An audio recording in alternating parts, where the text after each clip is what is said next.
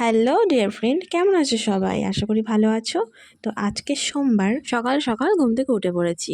আমি না ঠিক এই টাইমেই উঠি ঘুম থেকে, ঠিক ৬টা সাড়ে ৬টার দিকে। তো তোমরা কে কখন ওঠো সেটা কিন্তু অবশ্যই জানিও। আর সকালে উঠে দেখো দুঘরে দুটো বিছানা গোছাতে হয় আমাকে। বেশি কাজ করি না খুব একটা, মাই করে বাসন মাজা, ঘর মোছাগুলো। এবার আমার ইচ্ছে হলে এক একদিন ঘরটার মুছি, তাছাড়া আমি বিছানা টিছানা গোছাই, চা করি, এগোলে আর বেশি কিছু না। তো দেখো প্রথমেই আমি যে ঘরে শুই সে ঘরে বিছানা তুলে নিচ্ছি। তারপরে আমি আমার ও ঘরে, মানে যে ঘরে মা বাবা ভাই থাকে, তো সেই ঘরে বিছানা তুলতে গেছিলাম। আর আজকের ওয়েদারটা খুব একটা ভালো না। জানলা দিয়ে দেখি সেই মেঘলা করে আছে আকাশ, এখনো ঠিক হয়নি। আচ্ছা কবে ঠিক হবে বলতে পারো মেঘটা?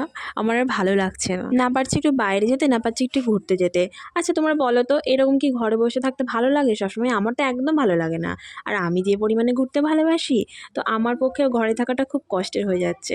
তো তাও আমি চেষ্টা করব যে তোমাদের জন্য একটু বাইরে যাওয়ার, একটু নিত্য নতুন জায়গায় যাওয়ার। তো যাবো, আশা করি ভিডিওতে দেখতে পাবে তোমরা।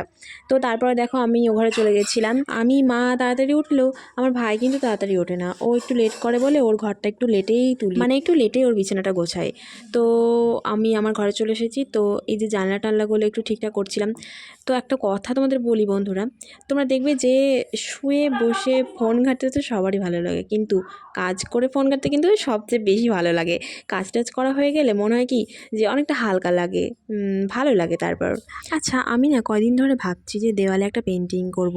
তো কিসের পেন্টিং করবো এটা একটু তোমরা বলো কমেন্টে, যে কি করলে ভালো লাগবে। খুব একটা হয়তো ভালো পারবো না, কিন্তু শখটা তো মিটবে যে আমি নিজে হাতে আমার ঘরটাকে গুছিয়েছি। ওই যে দেখতে পাচ্ছ দেওয়ালে ওই যে লতা পাতার মতো, ওইটা না আমিই করেছি। এমনি আর্ট পেপার এনে তারপরে কেটে সাইজ করে করেছি আমি। তারপরে দেখো ঘরটার গোছানো হয়ে গেলে আমি বাইরে চলে যাব। আজকে না আবার একটা বড় কাঁঠাল ভাঙবো। আমার কাঁঠাল ভাঙতে খুব ভালো লাগে। তো তারপরে দেখো গুছিয়ে টুছিয়ে নিয়ে ক্লিয়ার করে সমস্ত কিছু আমি বাইরে চলে এসেছি। আর হ্যাঁ, বাইরে আসার আগে আমার রুমটা তোমাদের একবার ভালো করে দেখিয়ে দিই।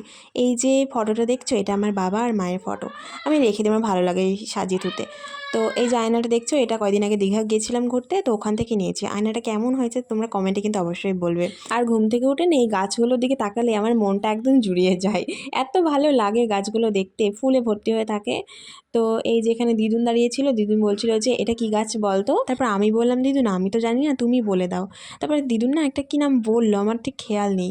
আচ্ছা তোমরা যদি জেনে থাকো এটা কি গাছ, ফুল গাছটা তো দেখতে সুন্দর, কিন্তু কি গাছ সেটা আমি জানি না, তোমরা একটু বলে দিও প্লিজ। তারপরে আমি চলে গিয়েছিলাম চা করতে। তো দেখো সেই মতো আমি জলও নিয়ে নিচ্ছিলাম, আজকে বেশি কেউ ছিল না। অন্যদিন তো অনেকের জন্য চা করতে হয়, কারণ আমাদের মেশিন ঘরে না অনেকে আসে যে কাজ করার জন্য, তো তাদের জন্য করতে হয়। তারপরে দেখো আমি চিনিটা কৌটে ঢেলে নিচ্ছিলাম।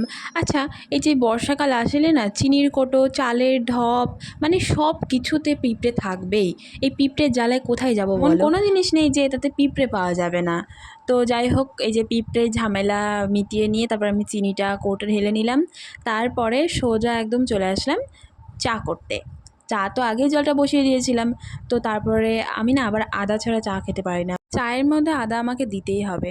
আবার অনেকে দেখেছি পাতি লেবু চায়ের মধ্যে দিয়ে তারপরে খায়, আবার অনেকে গ্রিন টি খায়।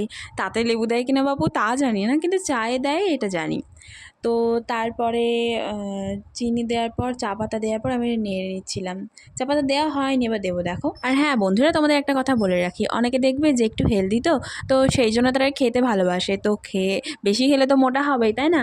তো সেই জন্য তাদের জন্য বলছি, শুধুমাত্র তাদের জন্য, ঠিক আছে? অল্প একটু জিরে আর কিছুটা আদা দিয়ে একটু গরম জল করে ভালো করে 10-5 মিনিট ফুটিয়ে নিয়ে ডেলি ডেলি সকালবেলা ঘুম থেকে উঠে একটু ব্যায়াম করার পর খালি পেটে যদি এই জিনিসটা সপ্তাহে, যদি ডেলি নাও খেতে পারো তোমরা, তাহলে সপ্তাহে যদি 5টা দিন যদি বার করে খাওয়া হয় না, তাদের আর কোনো মোটা বা কিছু নিয়ে টেনশন থাকবে না, ঠিক আছে?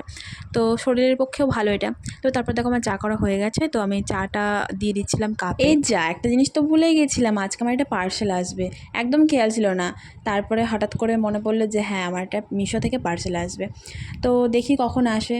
আবার এই যে মিশো থেকে পার্সেল অর্ডার করলে না 1 দিন 2 দিন লেট হয়, মানে টাইম ওভার হয়ে যাওয়ার পর, মানে ডেট ওভার হয়ে যাওয়ার পরও 2-3 দিন পর ফোন করে বলবে যে আপনার একটা পার্সেল আছে নিয়ে যান।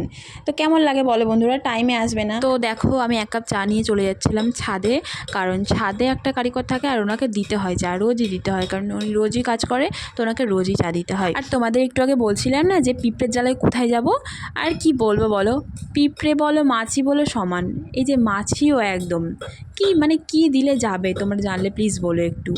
আর এই যে আমার বাবা চলে এসেছে, বাবাকেও 1 কাপ চা দিয়ে দিলাম, আর লাস্টে আমি নিলাম, আর মা হচ্ছে স্নান টান সেরে তারপরে নেবে। তো দেখো আমি চা খেতে বসে পড়েছি। আচ্ছা, আমার ভিডিওগুলো তোমরা কে কোথা থেকে দেখছো এটা কিন্তু প্লিজ প্লিজ জানিও কমেন্টে। আর আমার ভিডিও ভালো লাগলে লাইক, কমেন্ট আর সাবস্ক্রাইব করতে কিন্তু একদম ভুলবে না। সবাই ভালো থাকবে, সুস্থ থাকবে, দেখা হচ্ছে পরবর্তী ভিডিওতে।